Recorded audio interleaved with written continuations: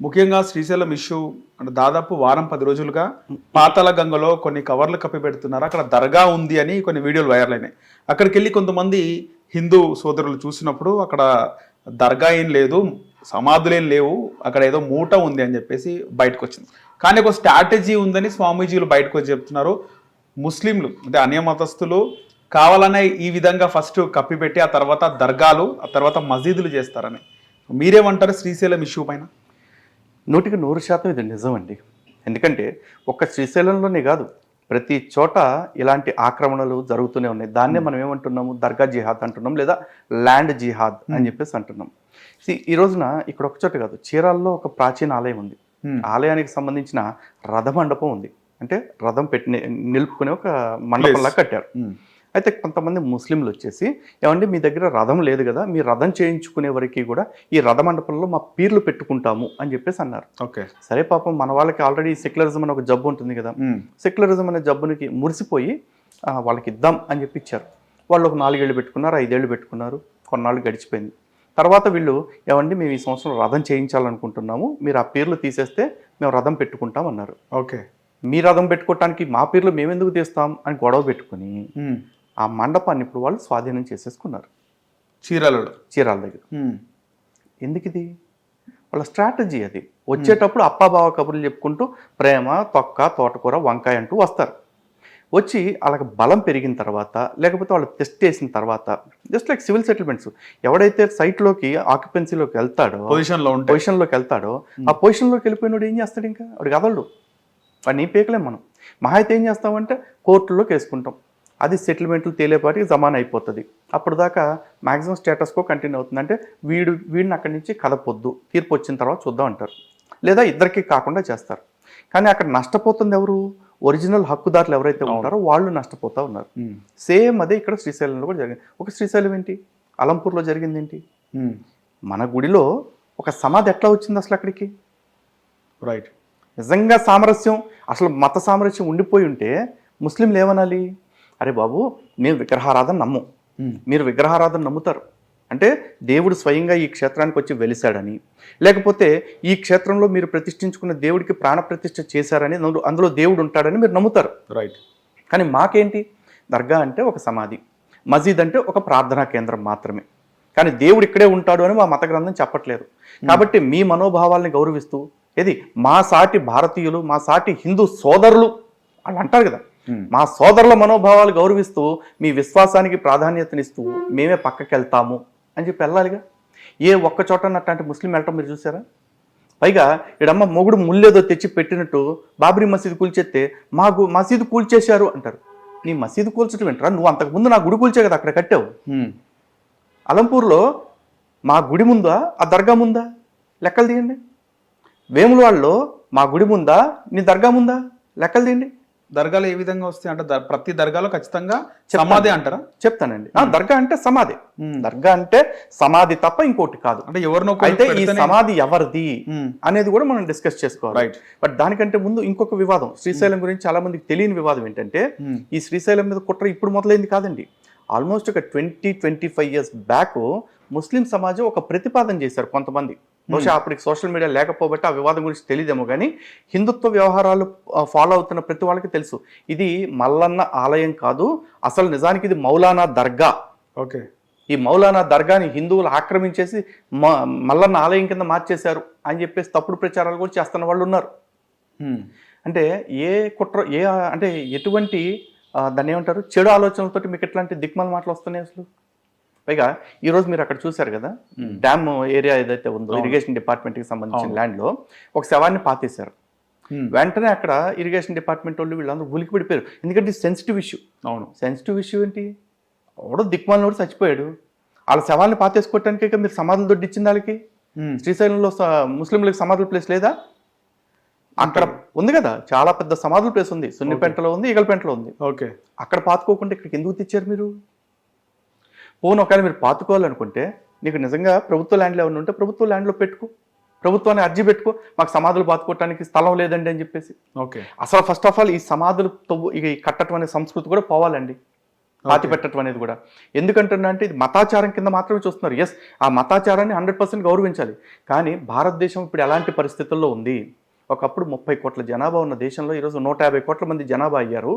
మనుషులు బ్రతకటానికి స్థలాలు లేక స్థలాల రేట్లు కొండెక్కి కూర్చున్నాయి. అవును. ఈ స్థలంలో మనుషులు ఉండటానికి ఇల్లు కట్టుకోవటానికి లేక భారతదేశంలో ఎంతోమంది నిరాశ్రయులుగా ఉంటే పిఎం ఆవాస్ యోజన అని, సీఎం ఆవాస్ యోజన అని, ఇందిరా ఆవాస్ యోజన అని కొత్త కొత్త పథకాలు పెట్టి ఇల్లు కట్టిస్తున్నారు.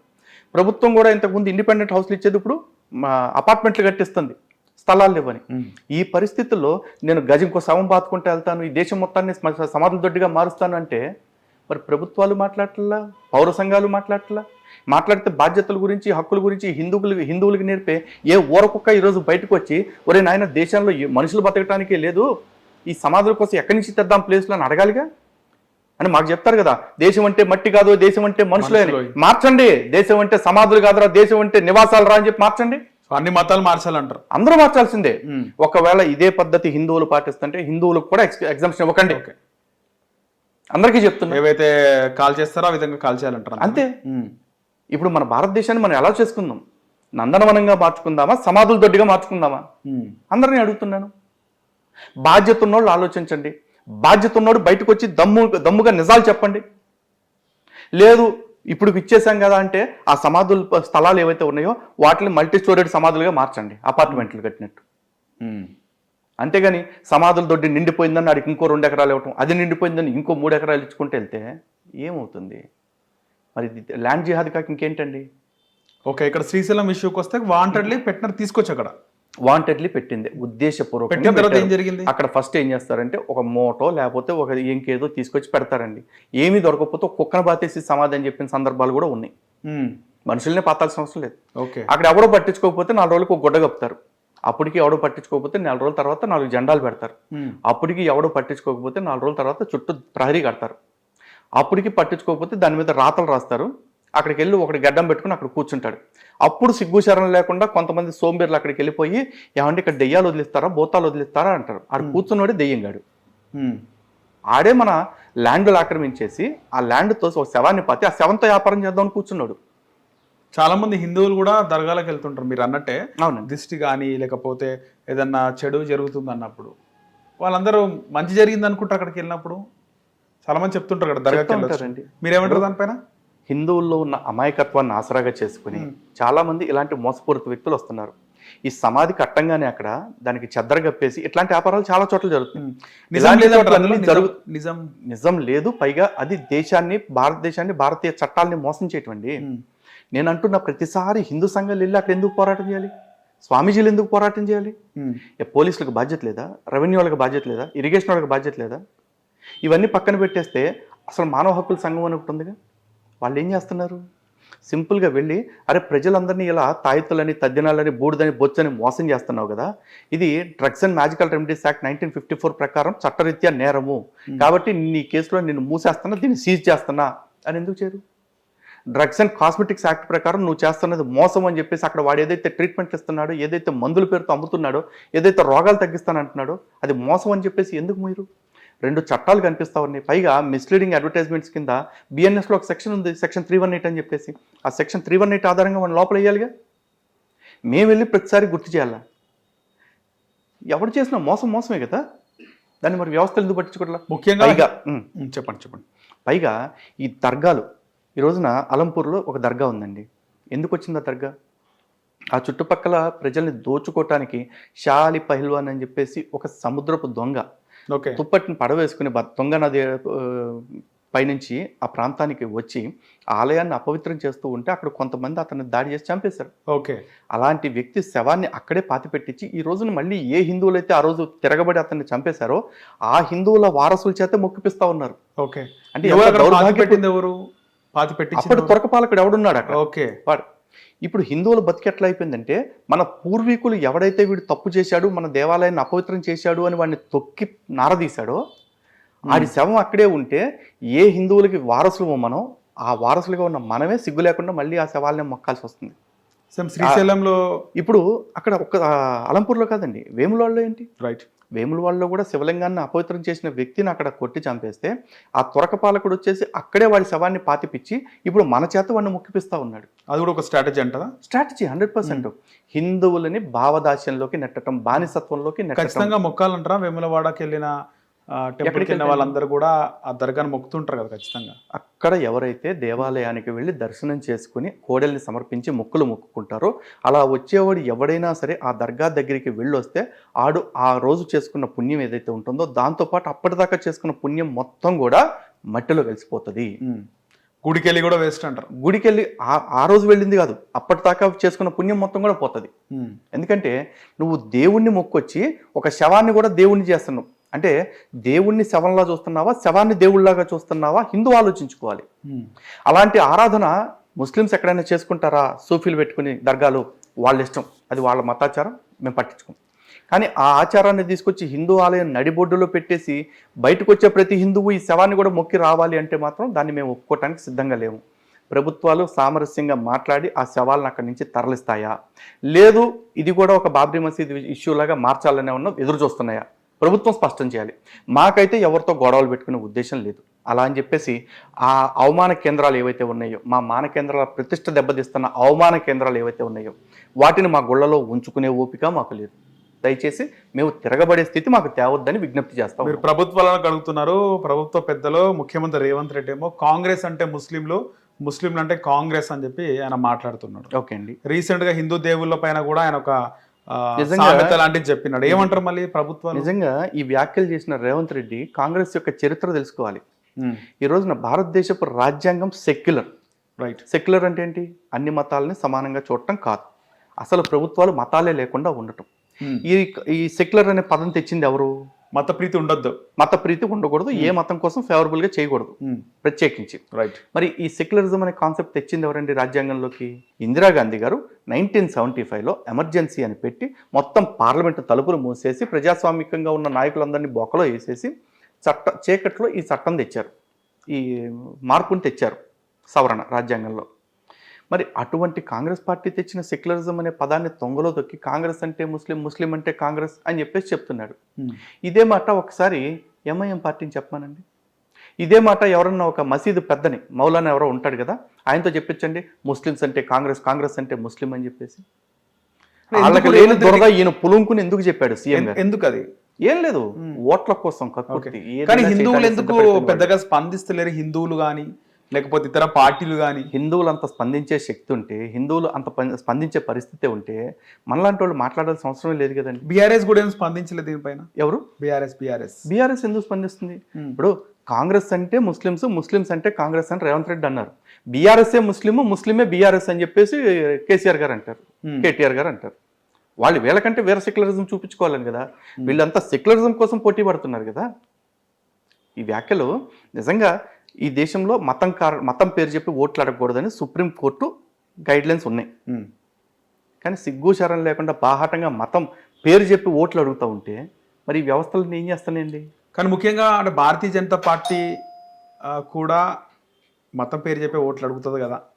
ఎక్కడ అడిగిందో చెప్పండి. భారతీయ జనతా పార్టీ ఎక్కడ అడిగిందో చెప్పండి. మతం పేరు చెప్పి హిందువులకే ఓట్లు వేయాలి ఎక్కడ, ఎప్పుడు చెప్పారు? భారతీయ జనతా పార్టీ అధికారికంగా ఎప్పుడు అట్లాంటి వ్యాఖ్య చేసింది? అంటే హిందువుల కోసం, హిందూ దేవుళ్ళ కోసం పోరాడే ఏకైక పార్టీ బీజేపీ అని వాళ్ళే చెప్తుంటారు కదా. ఈరోజు హిందూ అనే దానికి నిన్న మోహన్ భాగవత్ గారు కూడా ఒక నిర్వచనం ఇచ్చారుగా. భారతదేశంలో ఉంటున్న వ్యక్తులు ఎవరైతే ఉంటారో అంటే ఆ సింధు పర్యంతం యస్య భారత భూమిక పితృభూ పుణ్యభూశ్చైవ సవై హిందూ రితి స్మృత అని చెప్తున్నారు. అంటే అక్కడ సింధు మహాసముద్రం నుంచి ఆ సింధు నది మధ్యలో ఉన్న ప్రాంతం ఏదైతే ఉందో ఆ మధ్యలో ఉండే వాళ్ళందరూ కూడా ఎవరైతే భారతదేశం నా పితృభూమి అని చెప్పుకోగలుగుతారో అలాంటి వాళ్ళందరూ కూడా హిందువులే. అందులో ఇక్కడ సనాతనవాదులు కావచ్చు, క్రైస్తవులు కావచ్చు, ముస్లింలు కావచ్చు, వీళ్ళు ఎవరు కాదు అని స్పష్టంగా చెప్పారుగా. సో వాళ్ళకి హిందూ అంటే ఆ స్టాండ్ ఉంది కాబట్టి మేబీ ఆ కాంటెక్స్లో బీజేపీ అడిగి ఉండొచ్చు. అండ్ బీజేపీ ఎక్కడా కూడా ముస్లింలకి, క్రైస్తవులకి ద్రోహం చేసిన సందర్భం ఎక్కడైనా కనపడిందా? మీరు చెప్పండి. ముస్లింలకి ఈ రోజున చాలామంది ఏమంటారంటే బీజేపీ వచ్చిన తర్వాత ముస్లింలకు అన్యాయం జరిగిపోయింది అంటారు. మదర్సాలని ఆధునీకరించి ఏ ఖాత్మే కంప్యూటర్, ఏ ఖాత్మే ఖురాన్ అని చెప్పేసి చెప్పారు. మదర్సాలని ఆధునీకరించడం ఇస్లాంకి చేసిన ద్రోహమా? ట్రిపుల్ తలాక్ రద్దు చేసేసి ఆడవాళ్ళు ఎవరైతే చీకటి బురకాల మట్టన మగ్గిపోతూ ఉన్నారో వాళ్ళకి అతిగతి లేని జీవితాలుగా మారుతున్నాయో అలాంటి వాళ్ళకి జీవితాలకు ఒక భరోసా ఇచ్చింది భారతీయ జనతా పార్టీ. ఇది ముస్లింలకు అన్యాయం చేయటం. ముస్కాన్ అన్న ఒక పథకం పెట్టేసి వాళ్ళు చదువుకోవటం కోసం వాళ్ళకి లేకపోతే ఇతరత్ర ఉపాధి అవకాశాల కోసం వాళ్ళకి పథకం పెట్టారు. అలాగే విదేశీ విద్య అంటే విదేశాల్లో చదువుకునే వాళ్ళు ఎవరైతే ఉంటారో మైనార్టీలు వాళ్ళు దుబాయ్ కావచ్చు, ఎమిరేట్స్ కావచ్చు, ఇతర దేశాలకు వెళ్ళి చదువుకోవడానికి కావాల్సిన ప్రొవిజన్స్ అన్ని గవర్నమెంట్ ఇస్తుంది. ఇది మరి ముస్లింలకు ద్రోహమా? హజ్ యాత్రకి సబ్సిడీలు మొట్టమొదటి ప్రారంభించింది వాజ్పేయి గారే, అంతకుముందు లేవండి. మరి ఇది భారతీయ జనతా పార్టీ చేసిన ద్రోహమా? థింగ్ ఏంటంటే కాంగ్రెస్ పార్టీ ఎప్పుడు కాంగ్రెస్ కావచ్చు, కమ్యూనిస్టులు కావచ్చు, మిగతా సెక్యులర్ పార్టీస్ అన్నీ కూడా మైనార్టీలుగా చెప్పబడుతున్న ఈ సెకండ్ బిగ్గెస్ట్ మెజారిటీలు ఎవరైతే ఉన్నారో ఈ దేశపు రెండో అతిపెద్ద మెజారిటీలు ఇప్పటికీ కూడా మైనార్టీ స్టేటస్ని బలవంతంగా అనుభవిస్తున్న వాళ్ళు ఎవరైతే ఉన్నారో అలాంటి వాళ్ళని ఓటు బ్యాంకుగా చూస్తూ వాళ్ళని హిందువుల మీదకు ఉసిగొల్పుతూ హిందువులు ఏదో మీ హక్కులు లాగేసుకుంటున్నారు అంటూ అసలు రాజకీయం చేస్తుంది వాళ్ళు. నాకు తెలిసి భారతీయ జనతా పార్టీ ఎప్పుడు అట్లాంటి రాజకీయం చేయలే. అండ్ ఒకవేళ చేశారు అంటే మీరు భారతీయ జనతా పార్టీ వాళ్ళని అడగాలి. నేను భారతీయ జనతా పార్టీ అంతో ఎంతో హిందుత్వానికి మేలు చేసింది అనుకుంటున్న ఒక సగటు హిందువుని తప్ప నేను భాజపా కార్యకర్తను కాదు. రైట్. ముఖ్యంగా ముస్లిమ్స్ అందరూ కూడా ఒకటే మెంటాలిటీ ఉంటుందంటారా? ఖచ్చితంగా వాళ్ళకి హిందువుల పైన ఒక వ్యతిరేక, హిందూ దేవాలయాల పైన వ్యతిరేకత ఉంటుందంటారా? ఖచ్చితంగా నేను ఒకటే చెప్తానండి, ఈ ప్రపంచంలో చెడ్డ ముస్లిం అనేవాడు లేడు, అలాగే ఈ ప్రపంచంలో మంచి ముస్లిం అనేవాడు లేడు. ఓకే, ఆడు ముస్లిం అంతే. వాళ్ళ మత గ్రంథం వాళ్ళకి ఏం చెప్తుందో అదే చేస్తాడు. ఆ మత గ్రంథాన్ని ప్రచారం చేసి వాళ్ళ ప్రార్థనా కేంద్రాల్లో వాళ్ళ మత పెద్దలు ఏం చెప్తే అదే చేస్తారు. వాళ్ళు హిందువులతో కలిసి ఉండండి, భాయ్ భాయ్ లాగా ఉండండి, మనకు బలం లేదు కాబట్టి అంటే వాళ్ళు వచ్చేసి రాము భాయ్, కృష్ణ భాయ్ అంటారు. అంటే వాళ్ళకి బలం పెరిగిపోయిన తర్వాత కాశ్మీర్ ఫైల్స్ చూశారు కదా, పక్కింట్లో ఉండేవాడిని కూడా బియ్యం పోసి ఇది వాడు బియ్యం డబ్బాలు దాక్కున్నాడు అని ఆచూకీ చెప్పేవాడు కూడా వాడే అవుతాడు. ఓకే, నేను అందుకే వాడిని మంచోడను చెడ్డోడను, మతాన్ని పాటించేవాడు. హిట్ టీవీ యాప్, ఇందులో short news, live news, entertainment shows, movies, digital magazines తో పాటు మీ జిల్లా వార్తలను కూడా ఫ్రీగా చూడొచ్చు. ఇంకెందుకు ఆలస్యం, వెంటనే హిట్ టీవీ యాప్ ని డౌన్లోడ్ చేసుకుని ఫ్రీగా ఎంటర్టైన్మెంట్ పొందండి. Hit TV app, hit TV app, please download hit TV app. Hit TV app ని ఫ్రీగా డౌన్లోడ్ చేసుకొని ఎంజాయ్ చేయండి. మీకు నచ్చిన ఎంటర్టైన్మెంట్ కోసం హిట్ టీవీ యాప్ ని ఫ్రీగా డౌన్లోడ్ చేసుకొని ఎంజాయ్ చేయండి. హిట్ టీవీ యాప్ ని డౌన్లోడ్ చేసుకుని ఆస్వాదించండి, ఆశీర్వదించండి. ఇంతమంది సెలబ్రిటీలు హిట్ టీవీ యాప్ ని డౌన్లోడ్ చేసుకోండి అని చెప్తున్నారంటే ఎంత మంచి యాప్ ఆలోచించండి. అమెరికా అమెరికా అమెరికా అమెరికాలో చదవాలనుకునే వాళ్ళకి విశ్వసనీయమైన పేరు మన శౌర్య కన్సల్టెన్సీ. UK లో 1 year masters, UK లో 1 year masters, 2 years work permit up to 5 years visa. Contact Saurya Consultancy. Contact 89851 89851.